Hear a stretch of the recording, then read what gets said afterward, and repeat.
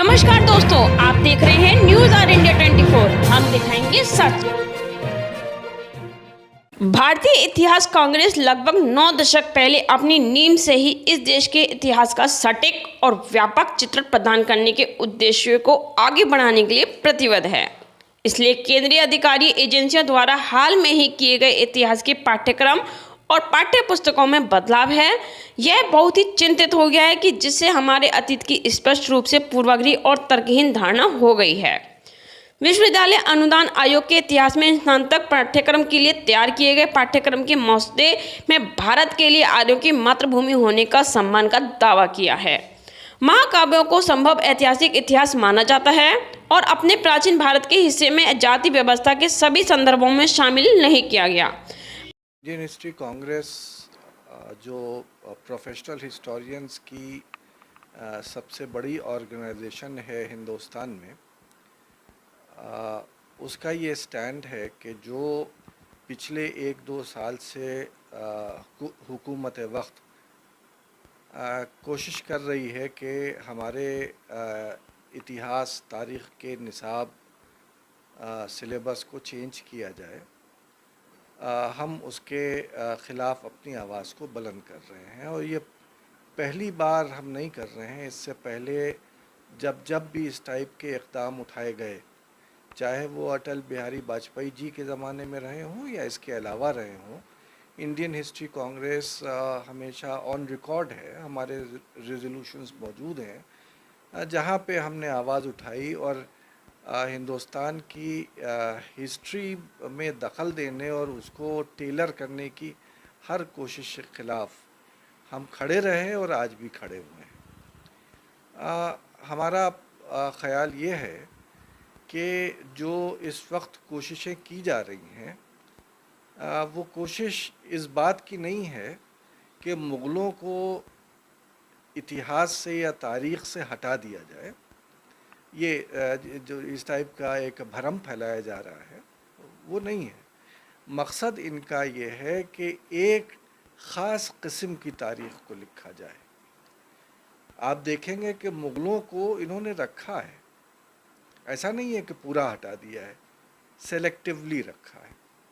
उसमें वो चीज़ें जहाँ मुग़ल का नाम लेके आप ये दिखा सकें कि हिंदू और मुसलमानों के झगड़े हो रहे थे, उन हिस्सों को आपने बरकरार रखा है। और उन हिस्सों को जहाँ से ये पता चलेगा कि आपस में दोनों कौमों के बीच में एक हम-आहंगी पैदा हो रही थी, इत्तेफाक पैदा हो रहा था और वो समाज पैदा हो रहा था जो समाज आज हिंदुस्तान में बरकरार है, उन चीज़ों को गायब करने की कोशिश। और सिर्फ ये मुग़लों के साथ नहीं है। अगर आप इनका जो डिलीशंस हैं, जो चेंजेस हैं, अगर आप उनको देखें तो उसमें मसलन एंशिएंट पीरियड में भी चेंजेस हैं। एंशिएंट में तो मुग़ल नहीं है, ना मुसलमान है, लेकिन वहाँ क्या चेंजेस हैं?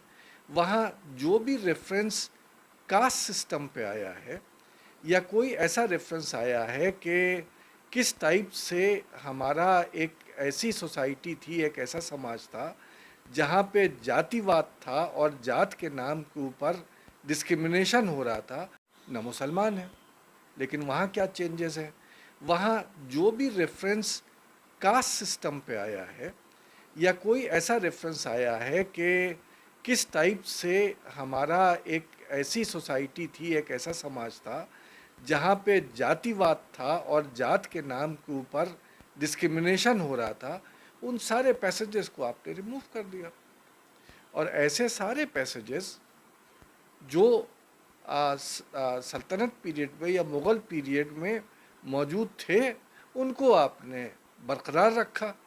अब जो एक यंग स्टूडेंट है, जो एक बच्चा है जिसका जहन अभी तैयार हो रहा है, जब वो इसे पढ़ेगा तो उसको क्या समझ में आएगा? उसको ये समझ में आएगा कि चाहे वो जात प्रथा हो, चाहे पर्दा हो, चाहे सती हो, ये सारी की सारी जो खराबियां हैं, ये मुसलमानों के आने के बाद आई, उससे पहले नहीं थी। जबकि हमारा इतिहास बिल्कुल इसका विपरीत बात बताता है। इसी तरीक़े से मसलन बहुत सी किताबें हैं जो पॉलिटिकल साइंस की हैं, सोशियोलॉजी की हैं या कुछ हिस्ट्री की भी हैं, जहाँ से हर वो रेफरेंस जहाँ पे दलितों का शोषण हो रहा था उसको गायब करने की कोशिश है। विमेंस राइट्स उस पे वहाँ पे कोशिश है उसको दबाने की। गांधी जी का मर्डर, हाँ गांधी जी के मर्डर को दिया है, लेकिन मर्डर करने वाले एलिगेशंस किस पे थे?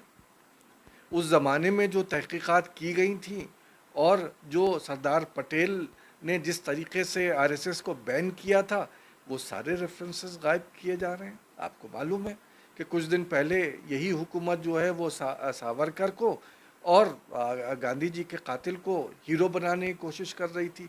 तो सारे रेफरेंसेस जो उसके हीरो बनने में कोई प्रॉब्लम क्रिएट कर रहे थे उनको आपने हटा दिया। तो ये एक अटेम्प्ट है, ये सोची समझी साजिश है, जहाँ के ऊपर मुगलों को नहीं हटा रहे बल्कि एक ख़ास नैरेटिव, जहाँ पे जो इनकी एक सोच है, धारा है हिंदुत्व की, उसको बढ़ावा देने की कोशिश और ये समझाने की कोशिश कि हमारा इतिहास हमेशा ऐसा रहा है। ये याद रखिए कि इतिहास हमेशा गौरवशाली नहीं होता।